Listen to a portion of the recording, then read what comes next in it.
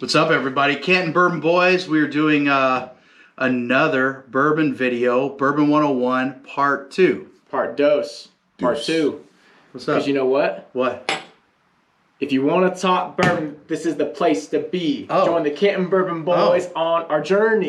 Group of friends ready to get bombed as we sit and enjoy some bottled and bond. We love whiskey, bourbon, and the Cleveland Browns. Glad you can make it as we gather round. So grab your Glencairn glass and wet your lips as the Canton Bourbon Boys take a sip.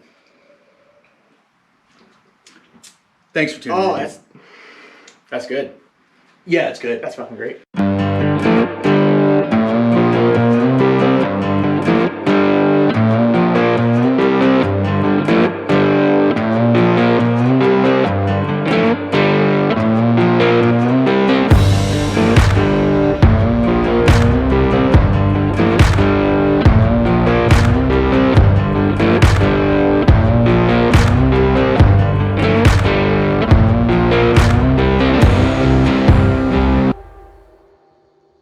Welcome back, everybody. I hope you like Rob singing a little bit. That's right, just like to have a little fun. DJ Duga.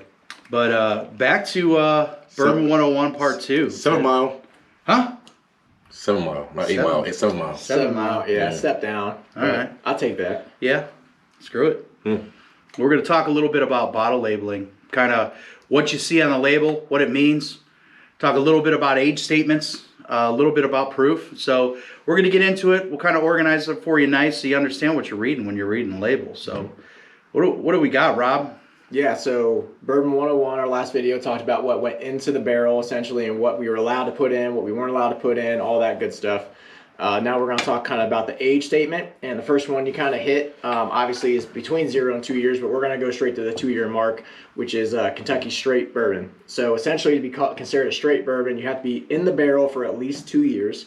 And to be considered a Kentucky straight bourbon, you have to be made in Kentucky. So that's kind of the only difference there. Yep, makes sense. Yeah, so obviously. So the biggest thing with age statements, though, anything under 4 years has to have an age statement on the bottle. So if it's 3 year, 6 months, it has to state that on the bottle for the consumer to know what they're getting. Anything over 4 years can be age stated or it cannot be age stated, depending on what the distiller wants to do with it. So if you have say like an Eagle Rare that's a 10-year and nothing else is kind of blended into it, they're going to market it or say it's a 10-year. But Bardstown this Discovery Series 6 here is a good example. So Bardstown Bourbon Company, love this distillery, been there a few times, great time there. But this bottle here has, it's a blend, right? So it has 16% as a 7-year, 16% as a 17-year, and 68% as an 11-year. But if they had to age state this bourbon, they have to call it a 7-year bourbon because it's the youngest one in the bottle. Yep. So for those people who say, hey, I don't want to buy a 7-year bourbon, you know, this labeling, if they did age state, it might turn that consumer off. Yeah. So that's just kind of what Bardstown does. And obviously, you don't want to buy something just based off the age because older is not always better. Especially with these kind of blended bourbons that we try sometimes. I agree. Yeah. So yeah, it's a marketing thing. I mean, you start to put age statements on, you turn some people off to think they're getting a big quality product from getting something that's, let's say, 12-year. But you start blending in the smaller stuff, you're required by law to put the lower age statement in, you're losing sales. We've had things, though, that's 6 months old, 2 years old, 4 years old. Okay, yeah. Pretty sure there was a bottle that was like, over 12 that you didn't like not too long ago. Over 12 years old? Yeah, it was something, I can't remember exactly what bottle it was, but it was something you didn't have the greatest taste for. So it's about taste buds, you know what I mean? So usually on the younger bourbons, a lot of the straights you taste, I get a lot more of the grassy, the youngness in the bourbon. Yeah. And the longer it ages in the barrel, you get those deeper, richer tobaccos and those harder notes. The deeper ones. So but yeah, so that's straight. So getting kind of the 4-year side of things. So the next thing we'll talk about, of course, is the single barrel. You guys see it on E.H. Taylor single barrel. You see, of course, one of the most famous ones, free traders, Mr. Bland. All right, so a little backstory on single barrel. Back in the day, Mr. Bland would have these extravagant parties, and he was trying to figure out, what can I do to spice these parties up to do something that I only do. You know what I mean? Little political favors. Make it happen. So, you know what? Go up into Warehouse H. Go get me the best barrel we got. Favorite warehouse. Go ahead and let's pour some bottles out of this one barrel and serve it to the people. You know what I mean? The governors, everybody else, little influential type deal going on. And people was like, man, this is some good stuff. You know what I mean? Mm-hmm. So, of course, later on, my man, Mr. Emmer T. Lee, said, you know what? Business is not doing too well right now. What can we do to make things happen? What can we do to turn this boom back up? You know what I mean? So, what he decided to do is, hey, Blaine had this thing where he did this at the parties. Let's give it to the people.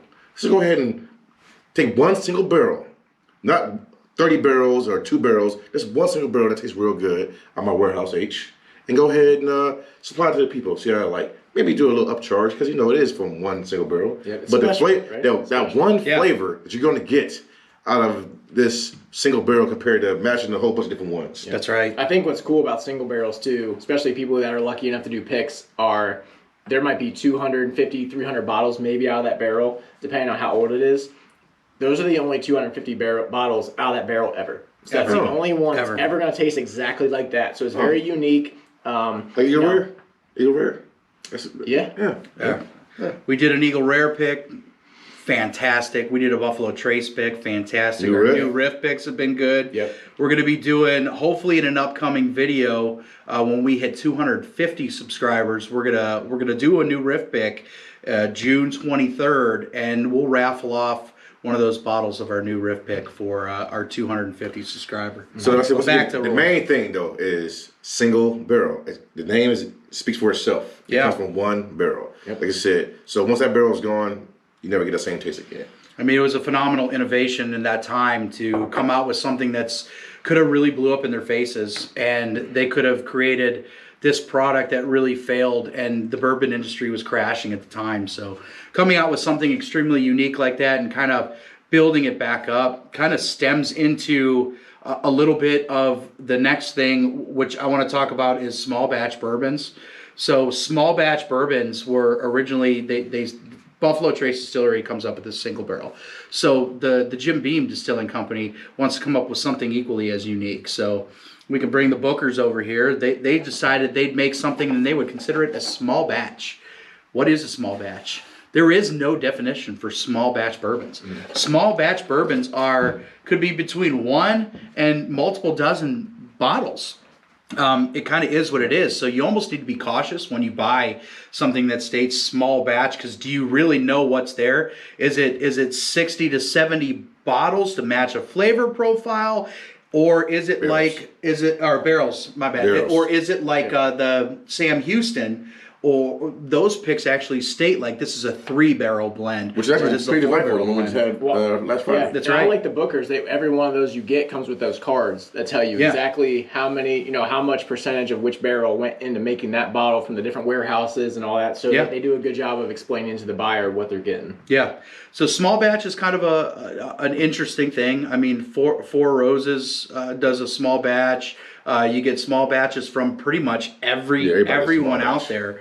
And Four Roses is one of those that totally distinguishes like how many barrels go into their small batch. 10. Is it 10? Yeah. 10 different batches, 10, but I think it's 17 barrels or so that go into a Four Roses. I got you. Yeah, 10 different recipes, but only a select number of those recipes get selected, and a total number of, I believe, 17 barrels actually go into their small batch blend. So those companies kind of define it a little bit more, and they're a little more open to it. But next thing is the biggest thing.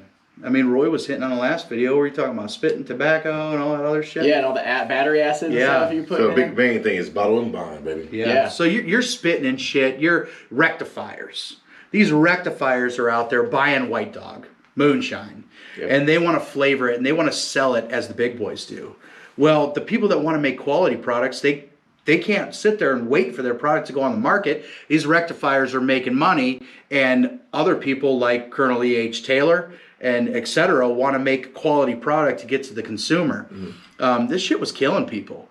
So I mean, you're taking White Dog and add in acid, tobacco agents, spit, shoe polish, anything else you can throw in a barrel to give it the color of a bourbon. Yeah, but it's not cherry juice. It's not really. It's not really the product that the consumer thinks they're getting. It wasn't about the consumer. It was about making money. It's got making money. It's got the burn though, because that acid they're throwing in there. It's got the color.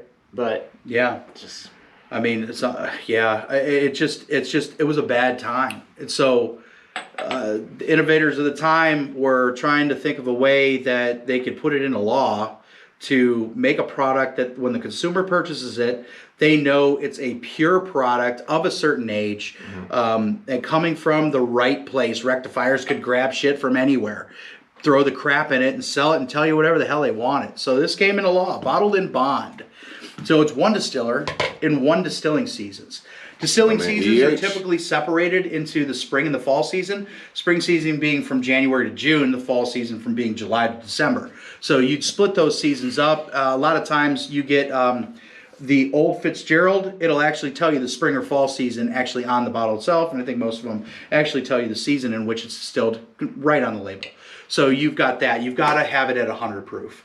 Everything has to be 100 proof if it's going to have the mark of bottled in bond. It's in a bonded warehouse under lock and key by a government agent. So nobody can get in, nobody can get out, nobody can tamper with it. So it's kind of there. And last rule, it has to be at least 4 years old. At least. One of our favorites, William Heaven Hill, still bottled in bond, but it's 13 years old. So at least 4 years old, 100 proof, one distiller, one distilling season. Smooth. yeah. And you know when you buy a bottle and bond, You're gonna get a product. Usually you're product. getting a quality product. Yes. Yep. And it's guaranteed. And look, you can see just because you're talking terminologies here, this is a bottled and bond bourbon small batch. Yeah. So you can have bottled and bond, And a barrel, small batch. Single barrel, bottle and all bond. that stuff. Yep. As long as it meets the requirements to be a bottle and bond, I mean, it is what it is. I mean, it's kind of weird seeing an E.H. Taylor without the bottle and bond on it, but you look at the barrel proof and it doesn't have it. I mean, so that's one of your proof that the labels always have to be But correct. there's a reason for that though. Yeah, oh yeah. I mean, this is the Bottle and bond most is what? You say what proof is bottle and bond? 100 proof. Barrel proof is not gonna be 100 proof, right? No, that's right. Right. But yeah, this is, you're getting quality when you get something like anything bottled and bond. Right. So if you're going out to the store and you don't know what to get and you don't know anything about products, bourbon, etc., look for the label bottle and bond or call Roy and he'll tell you. He'll tell you what's up. 330. 555. Yeah. So Rob, let's get into the last topic here, which is kind of confusing a little bit. Well, to a it lot of can people. be, but full proof versus barrel proof. So you think, the lower proof stuff, like I think we said like 80, 85 is kind of the lowest you're going to find out there, right? 80's lowest by yeah. legal definition. You have to be 80 I proof. think the highest bourbon I've ever seen is pushing 140. Yeah. It's like 138, 139. Some Stag Juniors, some Stags. And now you That's got the me personally. I know hazmat. there's different ones out there for sure. But so full proof versus barrel proof. So full proof essentially, for example, say a bourbon goes in a barrel at 120 proof, which is kind of pushing the edge of what it's allowed to, 125. It comes out and it might be testing at 136, something like that. That essentially is the barrel proof.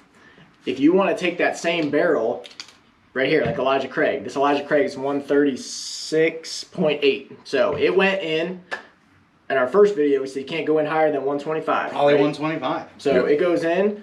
Obviously, this guy here is sitting in the warehouse, and as the heat of the summer comes and the heat of the day, it's that bourbon's going in and out of the wood, and it's losing water. So water is evaporating from this barrel, leaving a more highly concentrated alcohol content in here, and making a higher alcohol percentage bourbon. Now, if you wanted to sell this same barrel as full proof, you'd have to essentially water it back Proof it down Water the down. original Proof it down. proof to of the barrel. Yes. 125. So Elijah Craig would have the option to say, okay, I want to sell this at barrel proof, which is this, straight from the barrel, whatever they find in the warehouse, take it, sell it. Or they could say, all right, I want to sell it as full proof, water it back down to 125 or whatever it went in the barrel at, sell it as full proof. So it really just depends on where it's at in the warehouse.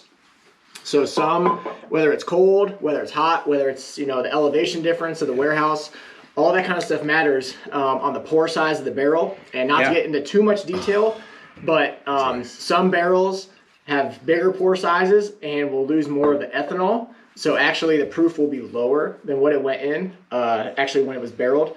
And then like this one here, the Elijah Craig, if it's losing water, it's going to be at a higher proof whenever you're pulling it out. So A little more details there, not to get into too much, but you can either lose water or ethanol depending on where you're at in the warehouse. From a microscopic standpoint, think of the pores being this big and the ethanol molecule being yay big and the water molecule being this big. Depending on that pore size, opening and closing, you're going to lose one or the other. Yep. Your representative was all the same. Yeah. But yeah, that's what he said.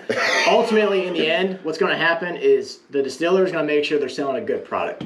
So whether it's losing water, losing ethanol, whatever's happening, that distiller knows what it's going to be getting out of that barrel, and they're going to make it right for you guys who are going to buy the bottle. Exactly. I mean, that almost segues into, I mean, that's good that you bring that up. It segues into something else. These single barrel selections, things like that, they know, depending on where it sits in the warehouse, what area of the warehouse it is, whether it's going to lose water, lose ethanol, it's going to be richer flavored, it's at perfect temperature. I mean, they know this stuff. And to me, that's why Kentucky bourbon is almost superior. Because what do they call those rows? The climate. Honey spot, like those honey holes right there. Yeah, the honey barrels. Ooh. Yeah, honey barrels are freaking great. Yeah. But yeah, if you got any good. questions on bourbon, hit us up. I mean, we love to talk about it, and we've got a wealth of information here. And you can see us on Facebook, Instagram, YouTube. Yeah. If you comment, we will answer you back. Yep. Like, comment, subscribe. Get into our raffle for our bottle that's coming up here in a couple days. And go live with us. Go live with us. Have a little fun. We'll do a little sampling, and we'll drink some bourbon, bullshit a little bit. So thank you guys for tuning in. Like, comment, subscribe. We are the Canton Bourbon Boys. That's right, baby. See ya.